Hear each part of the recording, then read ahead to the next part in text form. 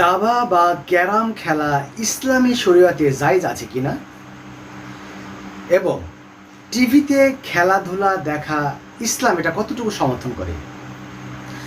আসসালামু আলাইকুম ওয়া রাহমাতুল্লাহি ওয়া বারাকাতুহু।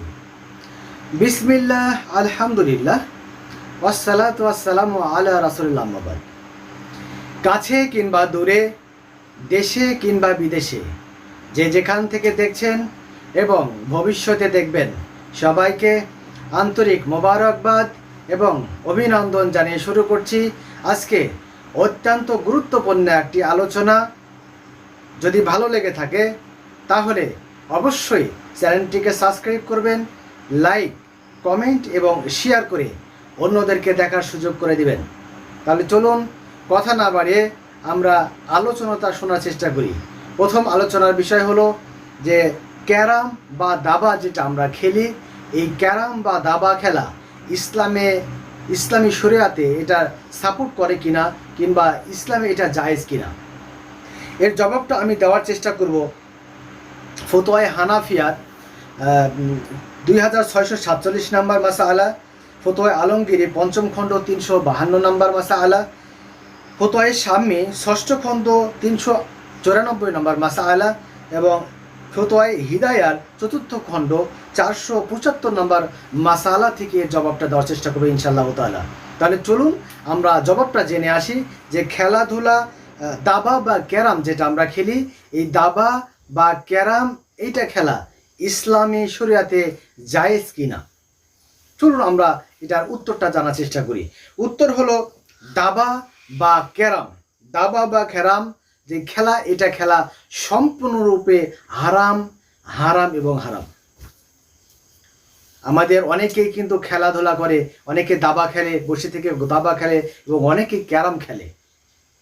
এই দাবা এবং ক্যারাম, আমি যে কয়েকটা মাসালার গ্রন্থ থেকে নাম বললাম, এই সমস্ত মাসালার গ্রন্থে সবাই এক বাক্যে একমত প্রকাশ করেছেন যে এই সকল খেলা অর্থাৎ দাবা এবং ক্যারাম খেলা ইসলামী শরিয়াতে সম্পূর্ণভাবে হারাম এবং নাজায়েজ। আল্লাহ রাব্বুল আলামিন আমাদের এখান থেকে হেফাজতে রাখুন। প্রথম প্রশ্ন।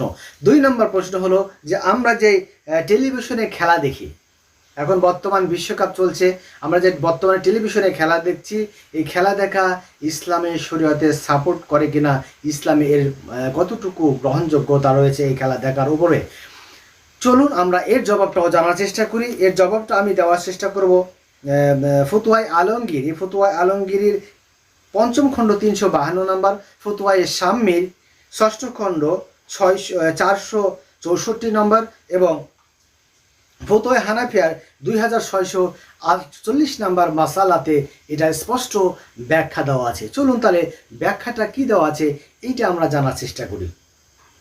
প্রশ্ন ছিল যে টেলিভিশনে খেলাধুলা দেখা এটা জায়েজ হবে কিনা।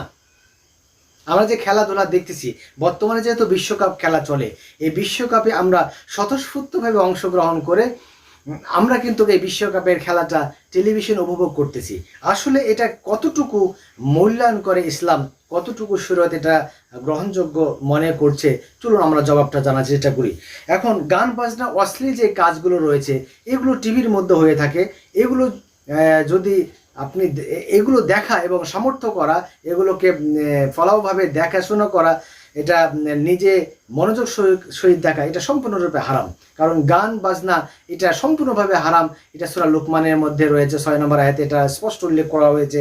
এছাড়াও মিশকাত শরীফের দ্বিতীয় খণ্ড 269 নম্বর হাদিসের মধ্যে এটার ব্যাখ্যা বিস্তারিতভাবে দেওয়া রয়েছে।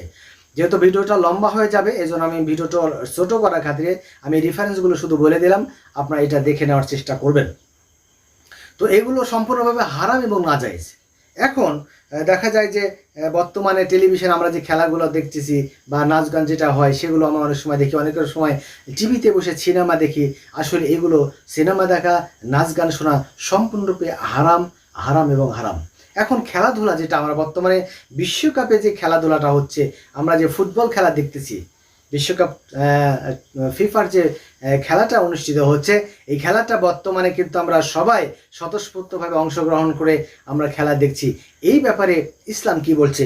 এই ব্যাপারে শরিয়ত মত হলো যদি এমনটা হয় যে আপনার ওই খেলা দেখতে যে আপনার সংসারের কোনো ক্ষতি হয়ে যায় এবং সময়ের অপচয় ঘটে অথবা অশ্লীল কোনো কিছুর সম্ভাবনা থেকে থাকে, তাহলে এইরকম ধরনের খেলা দেখা সম্পূর্ণরূপে হারাম হয়ে যাবে। এখন উপস্থিত হয়ে খেলা দেখাটা হারাম হয়ে যাবে। এখন যদি আপনি টিভিতে দেখেন, টিভিতে দেখলে কি হবে, ফুটবল খেলা যেটা আমরা বর্তমানে দেখতেছি তাতে অংশগ্রহণ করা, এটা যেহেতু একটা জুয়ার মধ্যে পড়ে যায়। এই টিভিতে যেটা আমরা খেলা দেখছি এটা যেহেতু জুয়ার মধ্যে একটা খেলাধুলাটা জুয়ার মধ্যে পড়ে, সুতরাং এই জুয়া খেলা দেখা, এই টিভিতে যে জুয়া খেলা, এই যে ফুটবল একটা, কারণ ফুটবল যখন খেলা হচ্ছে তার মনে অবশ্যই এখানে পুরস্কারের ব্যবস্থা রয়েছে, এক দল জিতবে এক দল হেরবে, এখানে একটা পুরস্কারের যেহেতু ব্যবস্থা রয়েছে, সুতরাং এটা জুয়ার অন্তর্ভুক্ত হয়ে যায়। সুতরাং এই ধরনের খেলা দেখা বর্তমানে সম্পূর্ণরূপে হারাম এবং কবিরা গুনাহ। যদি কোনো ব্যক্তি টিভিতে বসে যদি কোনো ব্যক্তি এই ফুটবল টুর্নামেন্ট দেখে, ফুটবল খেলা দেখে, সেটা হবে সম্পূর্ণরূপে হারাম এবং কবিরা গুনার অন্তর্ভুক্ত। কবিরা গুনাহ কিন্তু ছোটোখাটো গুনাহ নয়। এছাড়াও আমরা দেখা যায় বর্তমানে আমরা কিন্তু এক একটা দলকে সাপোর্ট করছি। রাসূল সাল্লাল্লাহু আলাইহি সাল্লাম বলেন যে যদি কোনো ব্যক্তি অন্য কোনো কওমের সাদৃশ্য অবলম্বন করে ভালোবাসে, তাহলে সে তার সাথে কিয়ামতের মাঠে উঠবে। এখন আপনার ভালোবাসাটা যদি হয় বিধর্মী দেশের উপরে, আপনার ভালোবাসা যদি হয় খ্রিস্টানদের উপরে, তাহলে কিন্তু আপনাকে তাদের সাথে হাসর নাসর করতে হবে, তাদের সাথেই কিন্তু কিয়ামতের মাঠে উঠতে হবে। সুতরাং সাবধান হতে হবে। অবশ্যই যেন আমাদের এমনটা ঘটে না যায়, এমনটা যেন না হয় যে আমরা এমন দলকে সাপোর্ট করছি, এমন দলকে সাপোর্ট করে খেলা দেখছি, সেই দলটা হচ্ছে একটা খ্রিস্টান দল, একটা বিধর্মী দল, তাহলে কিন্তু আপনার তার সাথে হাসর নাসর হওয়ার সম্ভাবনা রয়েছে। সুতরাং আমাদের কি করতে হবে, তাদেরকে সাপোর্ট করা যাবে না, তাদেরকে তো সাপোর্ট করা যাবে না। এখন এই টিভিতে যে খেলাগুলো দেখতেছি, ফুটবল টুর্নামেন্ট আমরা দেখতেছি, এই ফুটবল টুর্নামেন্ট দেখা সম্পূর্ণরূপে হারাম এবং কবিরা গুনাহ।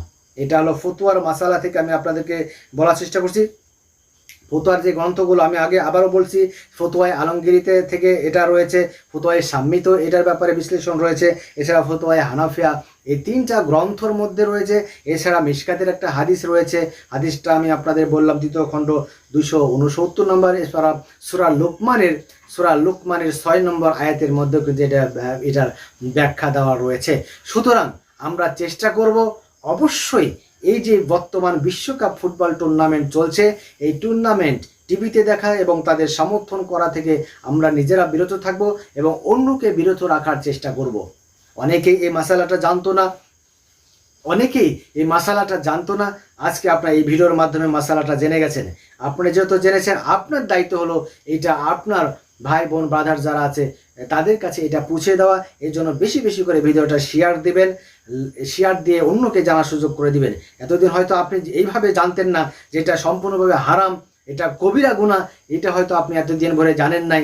না জানার কারণে হয়তো আপনি খেলা দেখেছেন, না জানার কারণে হয়তো আপনি মুগ্ধ হয়ে অন্য কোনো দলকে সাপোর্ট করেছেন, আপনার স্বতঃস্ফূর্ত অংশগ্রহণ করেছেন।